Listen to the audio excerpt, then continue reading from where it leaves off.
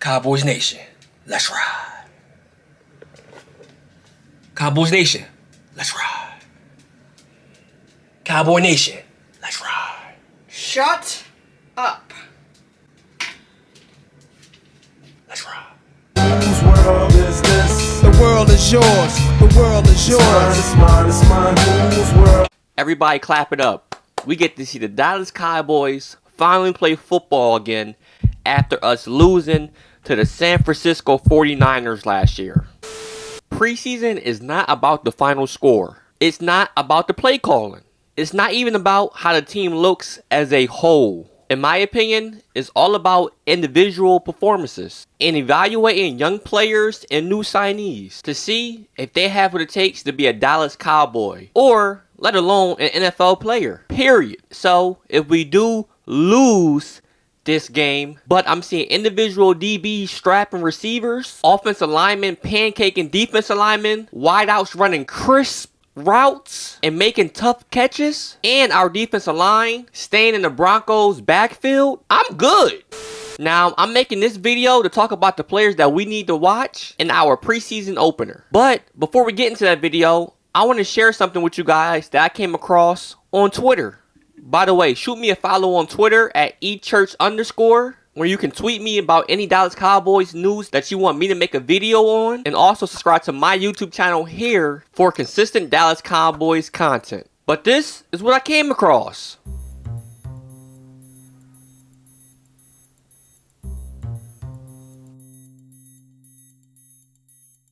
Bruh. Comment below your thoughts.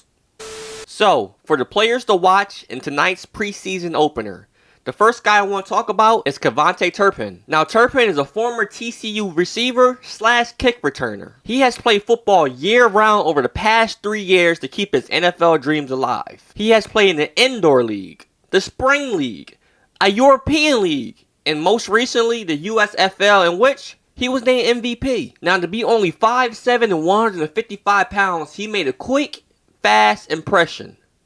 Fast. Everyone thinks that he should be a lock for the Dallas Cowboys team this year as a primary kick returner. But I want to see what he can do as a true wide receiver, and I'll get that in the preseason, starting with tonight. But let me tell you something. Homeboy is fast.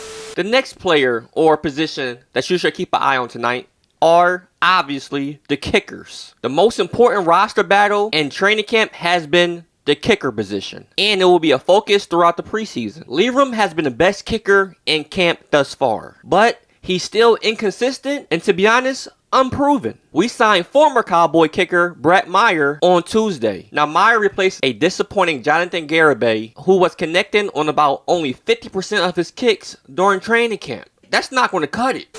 Now, Meyer is my favorite because of his prior experience with the Cowboys, and he had a decent season last year with the New Orleans Saints. But both guys will get opportunities tonight.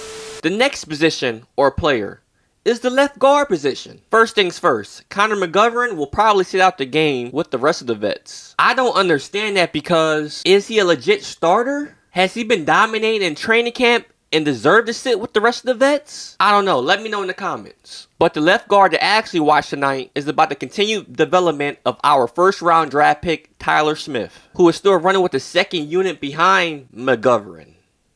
Now, we didn't draft Smith not to start. I hope not. So I'm hoping Smith plays good tonight and cements his spot with the starters sooner rather than later. The next position or player that we should look out for is the backup quarterback spot. Straight up, Cooper Rush has to put on in these preseason games. He won the QB2 position spot last year. He actually won a regular season game for us against the Minnesota Vikings when he threw the game-winning touchdown to Amari Cooper. So I was all for him being our QB2 again this year. But word on the street is Will Grier is doing his thing. He is more comfortable in the system than he was a year ago, and plays with more moxie and aggressiveness. I will say that the job is wide open. And Will Grier has a connection with quarterback coach Doug Nussmeier dating back to their Florida days together. So Rush, you better do your thing tonight. And the last position or player that I think you should look out for tonight is our swing tackle position. A shoulder injury to rookie draft pick Matt Waletzko early in camp has left second-year player Josh Ball getting the primary looks at the swing tackle position, behind starters Tyron Smith and Terrence Steele. Now, Ball didn't play much last year as a rookie because of injuries, but the coaches are excited to see him in the game. But after watching him against the Denver Broncos in our joint practice, I'm not too excited. But I'm hoping for the best, because there is no real timetable for Waletzko's return. Ball must show something in these preseason games, or the Cowboys might look at other options, whether it's free agency or making a trade. Because let's be honest, I'm not comfortable with Terrence Steele being our right tackle either. I know he's having a rough training camp, but he's going to get some dogs. So I'm hoping for the best with him as well. But there you have it. The position groups or players that I look forward to watching tonight in the first preseason game of the season. And like I stated in the beginning of the video, it's not about the final score. It's about individual performances and evaluating those guys. So if we don't win the game, Cowboy Nation, don't panic. It's just a preseason game and it doesn't count.